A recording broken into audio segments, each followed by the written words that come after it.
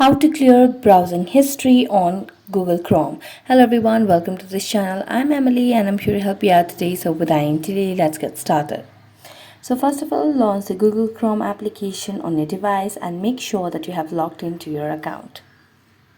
As you are logged into your account, what you simply need to do is tap on the three dotted lines at the top right corner of the screen. So simply select on the three dotted lines at the top right corner. As you tap on the top right corner, select on delete browsing data option at the top over here. So simply select on delete browsing data. As you tap on that, it will give you this pop-up that you can delete data. So simply tap on it and it will start deleting the data.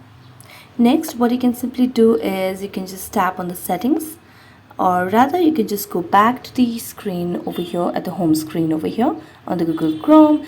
And as you launch the Google Chrome, simply what you need to do is tap on three dotted lines, and as you tap on three dotted lines, select on history. As you select on history, you can see the option of delete browsing data. So you can just tap on delete data, and that's how you can clear browsing history on Google Chrome. So that's it. Thank you so much for watching this video. See you next time.